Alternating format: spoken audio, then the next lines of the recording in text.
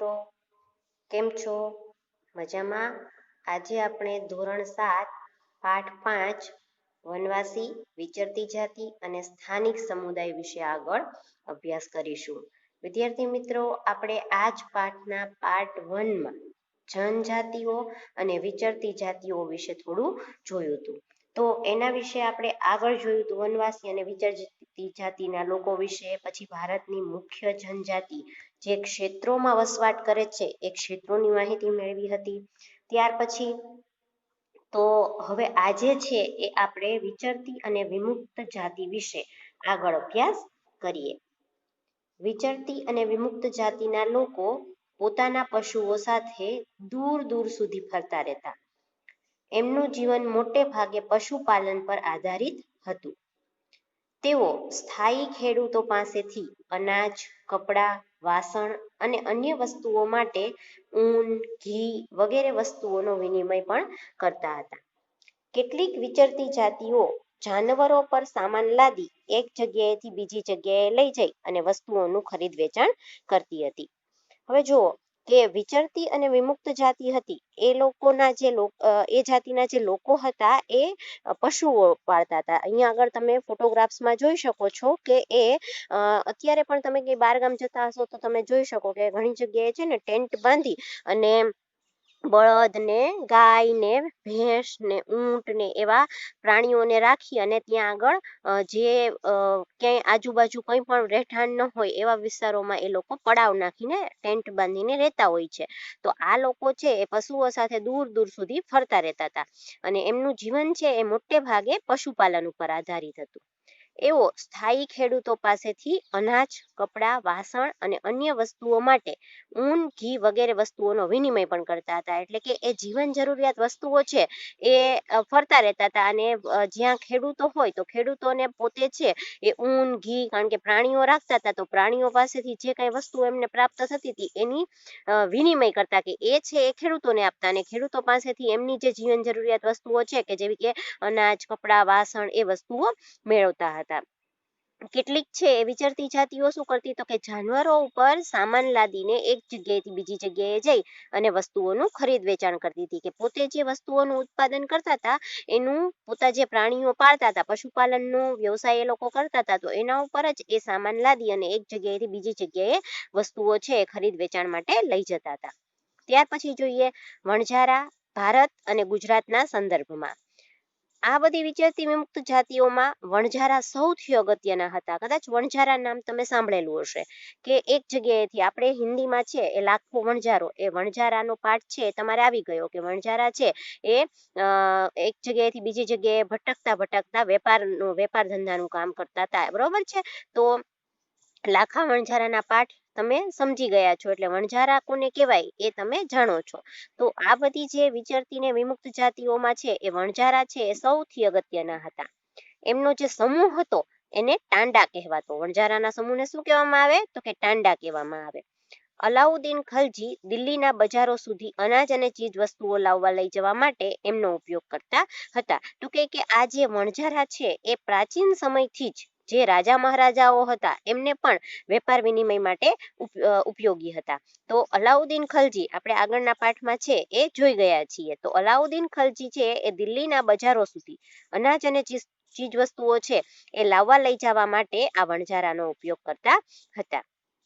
ત્યાર પછી બાદશાહ જહાંગીરે પણ વણઝારા દ્વારા બળદો પર અનાજ લાદી અને શહેરોમાં વેચવાના એમના કાર્યનો ઉલ્લેખ કર્યો છે. તો પ્રાચીન સમયની અંદર જ્યારે રાજા મહારાજા હતા, બરોબર, તો અહીંયા આગળ અલાઉદ્દીન ખલજીની વાત કરી. ત્યાર પછી આપણે બાદશાહ જહાંગીર, તો જહાંગીરના સમયમાં પણ જે આપણે ઇતિહાસમાંથી જાણવા મળે છે એ પ્રમાણે વણઝારા દ્વારા બળદો ઉપર અનાજ લાદી અને શહેરોમાં વેચવાના કાર્યનું પણ એનો ઉલ્લેખ કરેલો એમાં છે.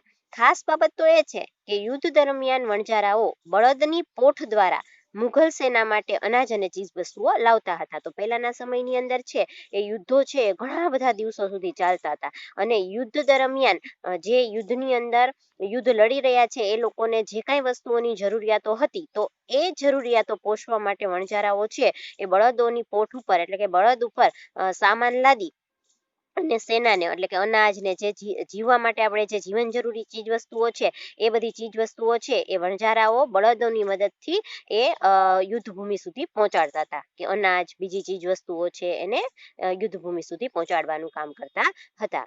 એક રીતે જોઈએ તો વણઝારા ભારત અને વિશ્વ વચ્ચેની કડી હતા. મધ્ય એશિયાથી અનેક ચીજ વસ્તુઓ એમના દ્વારા ભારતમાં આવતી અને ભારતમાંથી બહાર જતી હતી. જ્યારે આપણે પ્રાચીન સમયની અંદર આ બધી અત્યારે તો છે એ આધુનિક પદ્ધતિ દ્વારા વેપાર વિનિમય થાય છે, આંતરરાષ્ટ્રીય સ્તરે વેપાર વિનિમય આપણે સ્ટીમર દ્વારા કે એ કોઈ દ્વારા કરીએ છીએ, રેલ દ્વારા કે બરોબર. તો પહેલાના સમયની અંદર મધ્ય એશિયાથી અનેક ચીજ વસ્તુઓ ભારતમાં આવતી અને ભારતમાંથી બહાર જતી હતી. તો આ જે વેપાર વિનિમય છે એ કરવાનું કામ પણ વણઝારાઓ એ સમયમાં કરતા હતા. અહીંયા આગળ જુઓ કે વણઝારાની પોઠ એટલે કે એમણે 2 બળદની પાછળ ગાડું જોડેલું છે અને ગાડામાં એ માલ સામાન ભરી અને એક જગ્યાએથી બીજી જગ્યાએ પહોંચાડતા હશે. ત્યાર પછી જોઈએ તો જનજાતિઓ અને વિચરતી જાતિઓની સંસ્કૃતિ. તો એમની સંસ્કૃતિ વિશે જોઈએ તો કેટલીક વિચરતી વિમુક્ત જાતિઓ છે એ ઘેટા, બકરા, ઘોડા, ગાય, ભેંસ અને બળદના વેપાર સાથે પણ સંકળાયેલી હતી. વિવિધ જાતિના નાના મોટા ફેરિયાઓ એક ગામથી બીજે ગામ જઈને જાતે બનાવેલા દોરડા, ઘાસની ચટાઈ અને મોટા થેલા વેચતા. કેટલીક વિચરતી વિમુક્ત જાતિઓમાં કાંગસિયા, મોડવાનો સમાવેશ થતો હતો, જે બંગડી અને સૌંદર્ય પ્રસાધનોના વેપાર સાથે જોડાયેલા હતા. કેટલીક વિચરતી જાતિઓમાં નટ, બજાણિયાનો પણ સમાવેશ થતો. એવો વિભિન્ન અંગ કસરતો દ્વારા લોકોનું મનોરંજન કરતા. ગુજરાતમાં વણઝારા, માલધારી, નટ, બજાણિયા, કાંગસિયા જેવી વિચરતી વિમુક્ત જાતિઓ જોવા મળે છે. તો જુઓ કે આ લોકો છે એ આર્થિક પ્રવૃત્તિ તરીકે શું કરતા હતા, તો કે કેટલીક વિચરતી વિમુક્ત જાતિઓ છે એ સમયે મેં કીધું ને કે પશુપાલનનો વ્યવસાય એટલે ઘેટા, બકરા, ઘોડા, ગાય, ભેંસ, બળદ એમના વેપાર સાથે સંકળાયેલા હતા. તો વિવિધ જાતિના નાના મોટા જે ફેરિયા હતા એ એક ગામથી બીજે ગામ જઈ અને પોતે જે ગૃહ ઉદ્યોગની અંદર એ લોકો દોરડા બનાવતા હતા, ઘાસની ચટાઈ બનાવતા હતા, મોટા મોટા થેલા બનાવતા હતા. તો એક ગામથી બીજે ગામ જઈ અને આ બધી વસ્તુઓનું વેચાણ કરતા હતા. કેટલીક વિચરતી ને વિમુક્ત જાતિઓમાં છે એ કાંગસિયા કોને કહેવાય, તો કે તમને ખબર હોય તો સ્ત્રીઓ છે એ માથે ટોપલામાં છે એ સૌંદર્ય પ્રસાધનની વસ્તુઓ એટલે કે નેલ પોલિશ ને બંગડી ને ચાંદલા ને એ બધી વસ્તુઓ છે. આજે પણ ઘણી જગ્યાએ તમે જોતા હશો કે ઘણા વિસ્તારોમાં આજે પણ આવી સ્ત્રીઓ છે માથે ટોપલામાં આવી સૌંદર્ય પ્રસાધનની વસ્તુઓ લઈને વેચવા માટે નીકળે છે, તો એને કાંગસિયા કહેવાય. તો જે બંગડી અને સૌંદર્ય પ્રસાધનોના વેપાર સાથે આ કાંગસિયા અને મોડવા છે, મોડવાનો એ આ વેપાર સાથે સંકળાયેલા હતા. તો કેટલીક વિચરતી જાતિઓમાં નટ, બજાણિયાનો પણ સમાવેશ થતો. નટ અને બજાણિયા કોને કહેવાય, તો કે તમે ઘણી વખત જોયું હશે કે 2 લાકડી સાથે દોરડું બાંધી અને એ મનોરંજન કરતા હોય, બરોબર. દોરડા ઉપર ચાલવાનું અને દોરડા ઉપર માથા ઉપર ઘણા બધા બેડા લઈને ચાલવાનું, પછી વ્હીલ્સ લઈને ચાલે. તો આ બધા છે ને નટ ને બજાણિયા જે શેરીએ ફરી અને લોકોનું મનોરંજન કરતા હોય. પછી તો કે એવો વિભિન્ન કસરત દ્વારા લોકોનું મનોરંજન, બરોબર, કે અવનવી કરામતથી એ લોકોનું મનોરંજન કરતા હતા. ગુજરાતમાં વણઝારા, માલધારી, નટ, બજાણિયા, કાંગસિયા જેવી વિચરતી વિમુક્ત જાતિઓ જોવા મળે છે. જનજાતિમાં આવેલા સાંસ્કૃતિક પરિવર્તન. અર્થવ્યવસ્થા અને સમાજની જરૂરિયાત વધતા નવા કૌશલ્યો ધરાવતા લોકોની આવશ્યકતા ઊભી થઈ. સમાજ જુદી જુદી જાતિઓમાં વિભાજિત થયો. બીજી બાજુ ઘણી જનજાતિઓ અને સામાજિક જૂથોએ જ્ઞાતિ આધારિત સમાજમાં સમાવી એમને જાતિનો દરજ્જો આપવામાં આવ્યો. આવી જાતિઓમાં વિશિષ્ટ કૌશલ્ય ધરાવતા સમુદાય મુખ્ય છે. હવે વર્ણને બદલે જાતિ સમાજના સંગઠનનો આધાર બની. હવે જુઓ કે એ સમયે સમાજની અંદર સાંસ્કૃતિક પરિવર્તન કેવું આવ્યું હતું, તો કે અર્થવ્યવસ્થા અને સમાજની જરૂરિયાતો વધતા નવા કલા કૌશલ્યો ધરાવતા લોકોની આવશ્યકતા ઊભી થઈ. એટલે કે ધીમે ધીમે છે એ અર્થવ્યવસ્થામાં પણ પરિવર્તન આવવા લાગ્યું, સમાજની જરૂરિયાતો વધવા લાગી. તો એના માટે નવા જે કૌશલ્યો ધરાવતા હતા એવા લોકોની જરૂરિયાત ઊભી થઈ. સમાજ છે એ જુદી જુદી જાતિઓમાં વિભાજિત થયો. બીજી બાજુ ઘણી જનજાતિઓ અને સામાજિક જૂથોએ જ્ઞાતિ આધારિત સમાજમાં સમાવી એને જાતિનો દરજ્જો આપવામાં આવ્યો કે જો કે ધીમે ધીમે છે ને એ અલગ અલગ જાતિના જૂથો બનવા લાગ્યા, સામાજિક જૂથોને જ્ઞાતિ આધારિત સમાજમાં સમાવી દીધા અને જાતિનો દરજ્જો આપવામાં આવ્યો. આવી જાતિઓમાં વિશિષ્ટ કલા કૌશલ્યો ધરાવતા સમુદાય મુખ્ય છે. હવે વર્ણને બદલે જાતિ સમાજના સંગઠનનો આધાર બની કે પહેલા છે એ સમાજની અંદર 4 વર્ણો હતા, બરોબર. આપણે પહેલા રાજાશાહી હતી ત્યારે જોયું હતું કે સમાજ છે વર્ણ વ્યવસ્થા ઉપર આધારિત હતો. ત્યાર પછી છે એ વર્ણને બદલે જાતિ સમાજના સંગઠનનો આધાર બની, એટલે કે વિવિધ અલગ અલગ જાતિના લોકો. તો અત્યારે પણ છે એ અલગ અલગ જાતિના લોકો જોવા મળે છે. તો એ સમયે પણ વર્ણને બદલે જાતિ છે એ સમાજના સંગઠનનો આધાર બની. વનવાસી અને વિચરતી જાતિની ઉપલબ્ધિઓ. ગોંડ અને અહોમ. ગોંડ ભારતના ગોંડવાના નામના વિશાળ વન પ્રદેશમાં રહેતી પ્રજા ગોંડ તરીકે ઓળખાય છે, જે ભારતની જૂની જનજાતિઓ પૈકીની એક છે. એવો સ્થાનાંતરિત ખેતી કરતા નાના નાના કુળોમાં વહેંચાયેલી વિશાળ ગોંડ જાતિના પ્રત્યેક કુળનો એક રાજા હતો. અકબરનામામાં નોંધાયું છે કે ગઢકટંગાના ગોંડ રાજ્યમાં 70,000 જેટલા ગામડાઓનો સમાવેશ થતો હતો.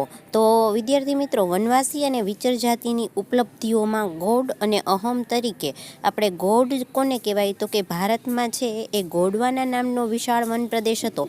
એમાં જે પ્રજા રહેતી હતી એને ગોંડ તરીકે ઓળખવામાં આવતી હતી, જે ભારતની જૂની જનજાતિઓ હતી એમાંની એક હતી. એવો છે એ સ્થાનાંતરિત ખેતી કરતા હતા અને નાના નાના કુળમાં વહેંચાયેલી વિશાળ ગોંડ જાતિમાં પ્રત્યેક કુળમાં એક રાજા હતો. અને અકબરના સમયની અંદર જે એમની જીવન વિશે આખી અકબરનામા નામની જે ગ્રંથ લખાયો એમાં નોંધાયું છે કે ગઢકટંગામાં ગોંડ રાજ્યમાં 70,000 જેટલા ગામડાઓનો સમાવેશ થતો હતો. એટલે કે આ જે ગોંડ જાતિનો જે વન પ્રદેશ હતો એ ખૂબ વિશાળ હશે, જેમાં 70,000 જેટલા ગામડાનો સમાવેશ થતો હતો. ત્યાર પછી જોઈએ સ્થાનાંતરિત ઝૂમ ખેતી. આ પ્રકારની ખેતીમાં જંગલોમાં વૃક્ષો કાપીને એને સળગાવીને જમીન સાફ કરી ત્યાં ખેતી કરાય છે. 2-3 વર્ષ ખેતી કર્યા બાદ જમીનની ફળદ્રુપતા ઘટતા આ વિસ્તાર છોડી દઈને બીજી જગ્યાએ આ જ રીતે ખેતી કરવામાં આવતી હતી. ખેતીના આ પ્રકારને સ્થળાંતરિત ખેતી અથવા તો ઝૂમ ખેતી તરીકે ઓળખવામાં આવે છે. તો વિદ્યાર્થી મિત્રો, અહીંયા ખાસ યાદ રાખવાનું છે કે સ્થળાંતરિત ખેતી અથવા તો ઝૂમ ખેતી કોને કહેવાય તો કે જ્યાં જંગલો આવેલા હોય તો ત્યાં જંગલોના વૃક્ષો કાપી એને સળગાવી અને જમીન સાફ કરીને જ્યાં ખેતી કરવામાં આવે એને સ્થળાંતરિત ખેતી કહેવાય. હવે એ જમીનની અંદર 2-3 વર્ષ ખેતી કર્યા બાદ જમીનની જ્યારે ફળદ્રુપતા ઘટી જાય છે ત્યારે એ વિસ્તાર છોડી દેવામાં આવે છે અને બીજી જગ્યાએ એ જ રીતે જંગલો સાફ કરી અને ફરી પાછી ખેતી કરવામાં આવે છે. તો આ પ્રકારની જે ખેતી છે એને સ્થળાંતરિત ખેતી અથવા તો ઝૂમ ખેતી તરીકે ઓળખવામાં આવે છે. ત્યાર પછી જોઈએ તો આ ગોંડ જાતિ જે જનજાતિ હતી એમની રાજ્ય વ્યવસ્થા કેવી હતી તો કે કેન્દ્રીકૃત હતી. રાજ્ય ગઢમાં વહેંચાયેલા હતા. દરેક ગઢ પર એક ખાસ ગોંડ કુળનું આધિપત્ય હતું. દરેક ગઢ એટલે કે કિલ્લો, તો દરેક ગઢ 84 ગામોમાં એક એકમમાં વહેંચાયેલો હોય તો એને 84 તરીકે ઓળખાતા. દરેક 84 12 ગામમાં એક પેટા એકમ 12 હોતોમાં વહેંચવામાં આવતી. હવે જુઓ કે એમની રાજ્ય વ્યવસ્થા કેવી હતી તો કે કેન્દ્રીકૃત રાજ્ય વ્યવસ્થા હતી. રાજ્ય છે ને એ ગઢમાં એટલે કે કિલ્લાઓમાં, અલગ અલગ કિલ્લાઓમાં વહેંચાયેલો હતો અને દરેક ગઢ પર એક ખાસ ગોંડ કુળનું આધિપત્ય હતું. એટલે કે અલગ અલગ કુળ છે એ અલગ અલગ કિલ્લાઓને ઉપર સામ્રાજ્ય સ્થાપીને એટલે કે રાજ્ય કરતું હતું. દરેક ગઢ 84 ગામોના એક એકમમાં વહેંચાયેલો હતો. બરાબર, કે એક કિલ્લો હોય, બરાબર છે, એમાં કેટલા ગામો આવતા હતા તો કે 84 ગામો. એટલે કે દરેક ગઢ છે એ 84 ગામોના એક એકમમાં વહેંચાયેલો હતો અને એને 84 ના નામે જ ઓળખવામાં આવતો હતો. દરેક 84 12 ગામના એક પેટા એકમ 12 હોતોમાં વહેંચવામાં આવતી હતી. બરાબર, એટલે કે આખું જે એકમ છે, આખો ગઢ છે એ 84 ગામના એક એકમમાં વહેંચાયેલો હતો અને દરેક 84 12 ગામના એક પેટા એકમ 12 હોતોમાં પણ વહેંચવામાં આવતી હતી. મોટા રાજ્યોના ઉદય સાથે ગોંડ સમાજમાં પણ પરિવર્તન આવ્યું. મૂળભૂત રાજપૂત તરીકે માન્યતા મેળવતા ગઢ કટંગાના ગોળ રાજા અમનદાસે સંગ્રામ શાહની પદવી ધારણ કરી. એના પુત્ર દલપતે મહુવાના ચંદેલ રાજપૂત રાજાની પુત્રી રાજકુમારી દુર્ગાવતી સાથે લગ્ન કર્યા. હવે જુઓ, મોટા રાજ્યોના ઉદય સાથે ગોળ સમાજમાં પણ પરિવર્તન આવ્યું. જેમ જેમ બીજા રાજ્યોનો ઉદય થવા લાગ્યો, સામ્રાજ્ય વિશાળ બનતા ગયા, એવી રીતે ગોળ સમાજમાં પણ પરિવર્તન આવ્યું. મૂળભૂત રાજપૂત તરીકેની માન્યતા મેળવતા ગઢ કટંગના ગોળ રાજા અમનદાસે, એટલે હમણાં વાત આપણે કરી કે ભાઈ જે ગોળ કટંગા છે એ રાજ્યમાં 70,000 જેટલા ગામડાઓનો સમાવેશ થતો હતો અને એમના રાજા હતા એ અમનદાસ. એણે સંગ્રામ શાહની પદવી પણ ધારણ કરી હતી અને અમનદાસના પુત્ર હતા દલપત. બરોબર, એણે મહુવાના ચંદેલ રાજપૂત રાજાની પુત્રી એટલે કે રાજકુમારી દુર્ગાવતી સાથે લગ્ન કર્યા હતા. ત્યાર પછી યુવાન વયે જ દલપતનું મૃત્યુ થતાં દુર્ગાવતીએ 5 વર્ષના પુત્ર વીરનારાયણના નામથી શાસન સંભાળ્યું. હવે તો કે આ અમનદાસના પુત્ર દલપતનું ખૂબ નાની વયે જ મૃત્યુ થાય છે. એના લગ્ન કોની સાથે થયા હતા? તો કે મહુવાના ચંદેલ રાજપૂત રાજાની પુત્રી રાજકુમારી દુર્ગાવતી સાથે.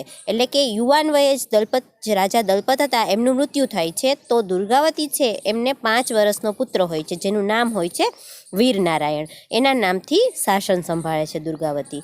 1565માં આસિફ ખાનના નેતૃત્વ હેઠળની મુઘલ સેનાએ દુર્ગાવતીને હરાવી. રાણી અને એમનો પુત્ર યુદ્ધમાં લડતા લડતા મૃત્યુ પામ્યા. હવે એના પતિના મૃત્યુ બાદ દુર્ગાવતી છે એ રાજ્ય સંભાળે છે. ત્યાર પછી 1565માં આસિફ ખાનના નેતૃત્વ હેઠળની મુઘલ સેના, એટલે કે મુઘલ સેના છે એ દુર્ગાવતીના રાજ્ય ઉપર આક્રમણ કરે છે અને દુર્ગાવતીને હરાવે છે. અને આ યુદ્ધમાં જ રાણી દુર્ગાવતી અને એનો પુત્ર યુદ્ધમાં લડતા લડતા જ મૃત્યુ પામે છે. ગઢ કટંગા રાજ્યએ હાથીઓના વેપાર દ્વારા પુષ્કળ ધન કમાયું હતું. ગઢ કટંગા પર વિજય મેળવી મુઘલોએ પુષ્કળ ધન અને હાથીઓ મેળવ્યા. એમણે રાજ્યનો મોટા ભાગ પોતાના નિયંત્રણમાં રાખ્યો, જ્યારે બાકીનો ભાગ વીરનારાયણના કાકા ચંદરશાહને આપ્યો. ગઢ કટંગાના પતન બાદ નિર્બળ બનેલ ગોળ રાજ્ય શક્તિશાળી બુંદેલો અને મરાઠાઓના આક્રમણ સામે ટકી શક્યું નહીં. હવે જુઓ કે આ ગઢ કટંગા જે હતું એમના રાજ્ય હતું એમાં હાથીઓના વેપાર કરવામાં આવતો હતો અને હાથીઓના વેપાર દ્વારા આ રાજ્યએ ખૂબ ધન કમાયું હતું. ગઢ કટંગા ઉપર વિજય મેળવી મુઘલોએ પુષ્કળ ધન અને હાથીઓ, આ ગઢ કટંગાના જે રાજા હતા એ હાથીઓ દ્વારા પુષ્કળ વેપાર કરતા, હાથીઓનો વેપાર કરતા અને પુષ્કળ ધન કમાતા હતા. હવે જ્યારે દુર્ગાવતી પાસેથી મુઘલોએ આ રાજ્ય મેળવ્યું ત્યારે એ રાજ્ય સહિત એમણે ઘણું બધું ધન અને હાથીઓ પણ મેળવ્યા અને એમણે રાજ્યનો મોટો ભાગ છે એ મુઘલોએ, કોણે? તો કે મુઘલોએ પોતાના નિયંત્રણમાં રાખ્યો. જ્યારે બાકીનો ભાગ હતો એ વીરનારાયણના કાકા ચંદરશાહને આપ્યો. હવે જુઓ કે દુર્ગાવતી સાથે યુદ્ધ થયું ત્યારે મુઘલો વિજય થયો અને દુર્ગાવતીની હાર થઈ. ત્યારે રાજ્યની સાથે સાથે ખૂબ જ ધન અને હાથીઓ પણ એમના હાથમાં આવ્યા. હવે તો કે મોટા ભાગનો હિસ્સો હતો એ એમણે પોતાના નિયંત્રણમાં રાખ્યો, જ્યારે બાકીનો થોડો ભાગ હતો એ આ દુર્ગાવતીના જે દિયર કહેવાય એટલે કે વીરનારાયણના કાકા ચંદરશાહને આપ્યો. હવે જુઓ, ગઢ કટંગાના પતન બાદ નિર્બળ બનેલ ગોળ રાજ્ય શક્તિશાળી બુંદેલો અને મરાઠાઓના આક્રમણ સામે ટકી શક્યું નહીં. હવે આ ગઢ કટંગાનું જે રાજ્ય હતું એ મુઘલોના હાથમાં હતું અને ધીમે ધીમે એ નિર્બળ બનતું ગયું અને ગોળ રાજ્ય હતું એ શક્તિશાળી એટલે કે આજુબાજુનો જે પ્રદેશ હતો એ બુંદેલો અને મરાઠાનો હતો. તો એમના આક્રમણ સાથે આ ગોળ રાજ્ય ટકી શક્યું નહીં. તો આપણે આ ગોળ રાજ્ય પછી એનો જ બીજો એક આપણે અહોમ વિશે જોઈએ. આપણે આગળ જોયું હતું બરાબર કે વનવાસી અને વિચરતી જાતિની ઉપલબ્ધિમાં ગોળ અને અહોમ. હવે ગોળ અને અહોમની સાથે સાથે હવે ગોળ વિશે આપણે માહિતી મેળવી, હવે આપણે અહોમ વિશે માહિતી મેળવીએ. અહોમ લોકો 13મી સદીના હાલમાં મ્યાનમારથી આવી અસમની બ્રહ્મપુત્ર નદીના ખીણ વિસ્તારમાં વસ્યા. એમણે ભૂયા એટલે કે ભૂસ્વામી એટલે કે જમીનદારની જૂની રાજકીય વ્યવસ્થાને બદલી એક નવા રાજ્યની સ્થાપના કરી. અહમ લોકો ક્યાં વસવાટ કરતા હતા? તો કે એ હાલમાં જ્યાં મ્યાનમાર આવેલું છે ત્યાંથી આવી અને અસમની બ્રહ્મપુત્ર નદીની જે આસપાસનો ખીણ વિસ્તાર હતો ત્યાં આગળ વસવાટ કરતા હતા. એમણે છે એ ભૂયા એટલે એ સમયે જમીનદાર હતા, એને ભૂયા અથવા તો ભૂસ્વામીના નામથી ઓળખવામાં આવતા હતા. તો એમણે ભૂયાની જે જૂની રાજકીય વ્યવસ્થા હતી એને બદલી અને એક નવા રાજ્યની સ્થાપના કરી. 16મી સદીમાં ચૂંટીઓ એટલે એક રાજ્યનું નામ છે. તો ચૂંટીઓ એને ઈસવીસન 1523માં અને કોચ હાજો એને ઈસવીસન 1581માં આ બે જે રાજ્યો હતા એને જીતી પોતાના રાજ્યમાં ભેળવી અને આસપાસની જે જનજાતિઓ હતી એને જીતીને એક વિશાળ અહોમ રાજ્યની સ્થાપના કરી. તો આ જે અહોમ લોકો હતા એમણે ઈસવીસન 1523માં ચૂંટીઓ નામનું રાજ્ય જીત્યું અને ઈસવીસન 1581માં કોચ હાજો નામનું રાજ્ય જીતી અને એને પોતાના રાજ્ય સાથે ભેળવી દીધું. એટલે એમનું જે સામ્રાજ્ય હતું એ વિશાળ થઈ ગયું અને એની જે આજુબાજુની જે આસપાસની જનજાતિઓ હતી એને પણ એમણે જીતી અને એક વિશાળ અહોમ રાજ્યની સ્થાપના કરી હતી. 17મી સદીમાં તો એઓ દારૂગોળો અને તોપોનું નિર્માણ પણ કરી શકતા હતા. તો આ અહોમ લોકો છે એ અહીંયા અસમની આસપાસનો જે પ્રદેશ છે ત્યાં ક્યારે આવ્યા હતા? તો કે 13મી સદીમાં આવ્યા હતા અને 17મી સદી સુધીમાં એમણે ઘણા બધા રાજ્યો જીતી અને એને પોતાના જે નાનકડા સામ્રાજ્ય હતું એને વિશાળ સામ્રાજ્ય બનાવ્યું અને 17મી સદીમાં એઓ દારૂગોળો અને તોપોનું નિર્માણ પણ કરતા હતા. જોકે દક્ષિણ પશ્ચિમથી અહોમ લોકો પર ઘણા આક્રમણો થયા. ઈસવીસન 1662માં મીર જુમલાના નેતૃત્વ હેઠળની મુઘલ સેના સામે બહાદુરીથી લડવા છતાં એઓ હાર્યા, પરંતુ એ વિસ્તાર પર મુઘલોનું પ્રત્યક્ષ પ્રભુત્વ લાંબા સમય સુધી ટકી શક્યું નહીં. હવે જુઓ કે દક્ષિણ પશ્ચિમ ભાગથી આ અહોમ લોકો હતા એમના ઉપર ઘણીવાર આક્રમણો થયા. ઈસવીસન 1662માં મીર જુમલાના નેતૃત્વ હેઠળની મુઘલ સેના એટલે કે આ અહોમ લોકો ઉપર મુઘલ સેનાએ આક્રમણ કર્યું હતું અને ખૂબ જ બહાદુરીપૂર્વક એ લોકો મુઘલો સામે લડ્યા, પરંતુ એવો જીત મેળવી શક્યા નહીં. એટલે કે મુઘલો સામે એમની હાર થઈ, પરંતુ એ વિસ્તાર પર મુઘલોનું પ્રત્યક્ષ પ્રભુત્વ લાંબા સમય સુધી ટકી શક્યું નહીં. આ અહોમ લોકો પાસેથી મુઘલોએ છે એ એમનું રાજ્ય જીતી લીધું, પરંતુ મુઘલો છે એ રાજ્ય ઉપર લાંબા સમય સુધી શાસન કરી શક્યા નહીં. અહોમ રાજ્ય બળજબરીપૂર્વકના શ્રમ પર આધારિત હતું. જે લોકો પાસે રાજ્ય માટે બળજબરીથી કામ કરાવાતું એ પાઇક કહેવાતા. હવે જુઓ કે અહોમ લોકો છે એ લોકો પાસે બળજબરીપૂર્વક એટલે કે આપણે ફોર્સફુલી કહીએ ને કે ફોર્સફુલી એટલે અહીંયા ફોર્સ લેબર્સ એટલે કે બળજબરીપૂર્વક કાર્ય કરાવતા હતા. અને જે લોકો પાસે રાજ્ય માટે બળજબરીથી કામ કરાવાતું હતું એ લોકોને પાઇકના નામે ઓળખવામાં આવતા. દરેક ગામમાંથી નિશ્ચિત કરવામાં આવેલ સંખ્યામાં પાઇક મોકલવામાં રહેતા. વસ્તી ગણતરીને આધારે વધુ વસ્તી ધરાવતા વિસ્તારોમાંથી ઓછી વસ્તીવાળા વિસ્તારોમાં લોકોને ખસેડવાથી અહોમ કુળ તૂટી ગયું. 17મી સદીના પ્રથમ દશકમાં વહીવટી વ્યવસ્થા કેન્દ્રીકૃત બની. વર્તમાન કાયદાઓ અને જોગવાઈઓ અનુસાર કોઈ વ્યક્તિ પાસે બળજબરીપૂર્વક કામ કરાવવું એ ગુનો ગણાય છે, જે આપણે સૌ જાણીએ છીએ. હવે જુઓ કે આ અહોમ લોકો હતા એ બળજબરીપૂર્વક લોકો પાસે કામ કરાવતા હતા. જે લોકો પાસે એ બળજબરીપૂર્વક કામ કરાવતા હતા એને શું કહેવામાં આવતા હતા? તો કે પાઇક કહેવામાં આવતા હતા.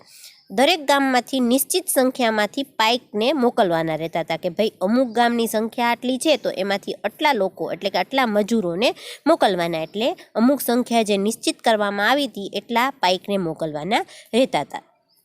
વસ્તી ગણતરીને આધારે જે રાજ્યની અંદર જે વિસ્તારમાં વધુ વસ્તી ધરાવતા હોય એ વિસ્તારમાંથી લોકોને ઓછી વસ્તી ધરાવતા વિસ્તારોમાં ખસેડવામાં આવતા હતા અને એને કારણે આ અહોમ કુળ છે એ તૂટી ગયું. 17મી સદીના પ્રથમ દશકમાં વહીવટી વ્યવસ્થા કેન્દ્રીકૃત બની. વર્તમાન કાયદાઓ અને જોગવાઈઓ અનુસાર કોઈ પણ વ્યક્તિ પાસે બળજબરીપૂર્વક કામ કરાવવું એ ગુનો ગણાય છે, જે આપણે સૌ જાણીએ છીએ. એટલે કે અત્યારની જે વ્યવસ્થા છે એ પ્રમાણે આપણે કોઈ પણ વ્યક્તિ પાસે બળજબરીપૂર્વક કોઈ પણ કામ કરાવી શકીએ નહીં, અને જો કરાવીએ તો એક ગુનો સાબિત થાય છે. આ જનજાતિના તમામ પુરુષો યુદ્ધના સમયે સેનામાં જોડાતા અને અન્ય સમયમાં સિંચાઈ વ્યવસ્થા જેવા સાર્વજનિક કાર્યો કરતા. અહોમ લોકોએ ચોખાની ખેતીની નવીન પદ્ધતિઓ અમલમાં મૂકી. તો કે એ સમયે આ જે અહોમ જનજાતિ હતી એના જે પુરુષો હતા એ શું કાર્ય કરતા હતા? તો કે યુદ્ધ સમયે સેનામાં જોડાતા હતા, અને બાકીનો જે સમય હતો એ સમય દરમિયાન સિંચાઈ વ્યવસ્થા જેવા સાર્વજનિક કામો કરતા હતા. અહોમ લોકો છે એ ચોખાની ખેતી નવી નવી પદ્ધતિઓ દ્વારા કરતા હતા, એટલે કે એણે ચોખાની ખેતીની નવીન પદ્ધતિઓ અમલમાં મૂકી. અહોમ સમાજ કુળમાં વહેંચાયેલો હતો. એમના કુળને ખેલ કહેવામાં આવતું હતું. ઘણા ગામો પર ખેલનું નિયંત્રણ રહેતું હતું. ખેડૂતને ગામના સમાજ દ્વારા આપવામાં આવેલ જમીન ગામ સમાજની સંમતિ વગર રાજા પણ પાછી લઈ શકતો ન હતો. હવે જુઓ કે આ અહોમ સમાજ હતો એ કુળમાં વિભાજિત થયેલો હતો, અને એનું જે કુળ હતું એને ખેલ કહેવામાં આવતું હતું. ઘણા ગામો ઉપર આવા ખેલનું નિયંત્રણ રહેતું હતું. ખેડૂતને ગામના સમાજ દ્વારા જે આપવામાં આવેલી જમીન હતી, બરાબર, કે જે ગામ સમાજની સંમતિથી એમને મળી હતી, તો એ રાજા પણ પાછી લઈ શકતા નહોતા. શરૂઆતમાં અહોમ લોકો જનજાતીય દેવતાઓ એટલે કે પ્રકૃતિના દેવતાઓની ઉપાસના કરતા હતા. રાજા દ્વારા મંદિરો અને બ્રાહ્મણોને જમીનનું દાન આપવામાં આવતું હતું. શિબસિંહ ઈસવીસન 1714થી લઈ અને 1744ના સમયમાં હિન્દુ ધર્મ ત્યાંનો મુખ્ય ધર્મ બની ગયો હતો. હિન્દુ ધર્મ અપનાવ્યા પછી અહોમ રાજાઓએ પોતાની પરંપરાગત માન્યતાઓ સંપૂર્ણપણે છોડી નહીં. એટલે કે શરૂઆતમાં જે આ અહોમ લોકો હતા એ કોની પૂજા કરતા હતા? તો કે પ્રકૃતિના દેવતાની પૂજા કરતા હતા. રાજા દ્વારા મંદિરો અને બ્રાહ્મણોને જમીનનું દાન આપવામાં આવતું હતું. શિબસિંહ નામનો રાજા હતો. એણે ઈસવીસન 1714થી લઈ અને 1744ના સમયગાળા દરમિયાન હિન્દુ ધર્મને અપનાવ્યો હતો, અને એ સમયે હિન્દુ ધર્મ છે એ મુખ્ય બની ગયો હતો. હિન્દુ ધર્મ અપનાવ્યા છતાં અહોમ રાજાએ પોતાની પરંપરાગત માન્યતાઓ સંપૂર્ણપણે છોડી નહીં. એટલે કે એ લોકો છે એ હિન્દુ ધર્મને અપનાવતા હતા, પણ એમની જે પરંપરાગત જે ચાલી આવતી જે માન્યતાઓ હતી એમને એ સંપૂર્ણપણે છોડી શક્યા નહીં. અહોમ સમાજ એક અત્યંત સુસંસ્કૃત સમાજ હતો. કવિઓ અને વિદ્વાનોને જમીન દાનમાં આપવામાં આવતી હતી. નાટ્ય પ્રવૃત્તિને પ્રોત્સાહન આપવામાં આવતું. સંસ્કૃતની અગત્યની સાહિત્યિક કૃતિઓનો સ્થાનિક ભાષામાં અનુવાદ કરવામાં આવ્યો હતો.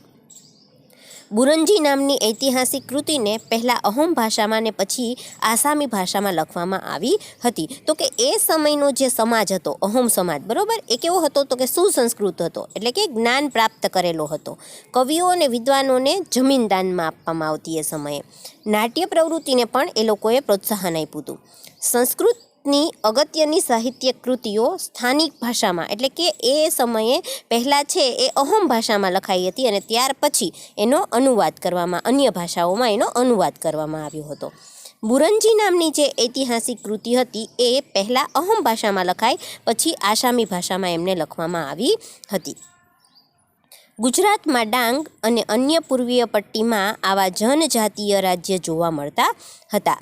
સંતરામપુર, દેવગઢ બારિયા તેમજ ડાંગની રાજ્ય વ્યવસ્થા અને સંસ્કૃતિ વિશિષ્ટ હતી.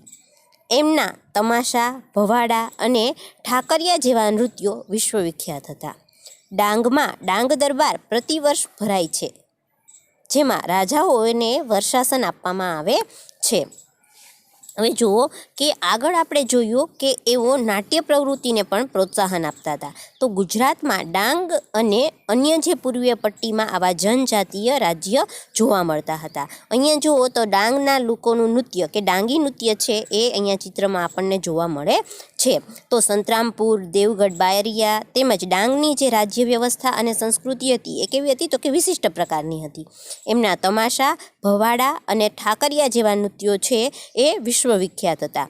અને ડાંગમાં ડાંગ દરબાર નામનો મેળો પ્રતિવર્ષ ભરાય છે, જેમાં રાજાઓને વર્ષાસન આપવામાં આવે છે. હવે જુઓ ડાંગ દરબાર.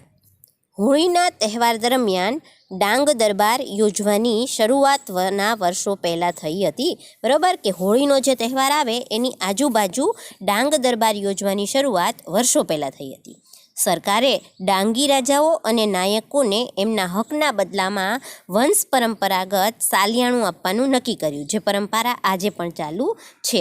એટલે એ સમયે જે ડાંગી રાજાઓ, ડાંગના જે રાજાઓ હતા અને એના નાયકો હતા, એમને હકના બદલામાં વંશ પરંપરાગત સાલિયાણું આપવાનું નક્કી કર્યું, જે પરંપરા આજે પણ ચાલુ છે.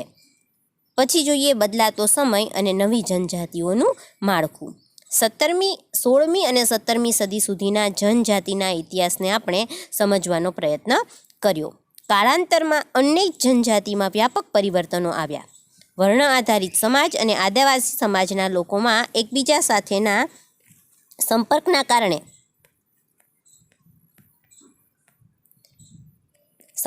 કારણે બંને સમાજમાં પરિવર્તન આવ્યું. વિવિધ જનજાતિઓએ જુદી જુદી આજીવિકા અપનાવી. સમય જતાં એમાંની ઘણી જનજાતિઓ જાતિ આધારિત સમાજનો ભાગ બની.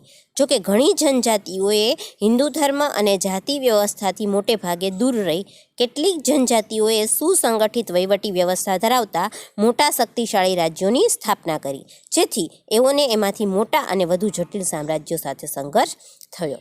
હવે જુઓ કે બદલાતો સમય અને નવીન જનજાતિનું માળખું. તો 16મી અને 17મી સદી સુધીના જનજાતિના ઇતિહાસને આપણે આ પાઠની અંદર સમજવાનો પ્રયત્ન કર્યો.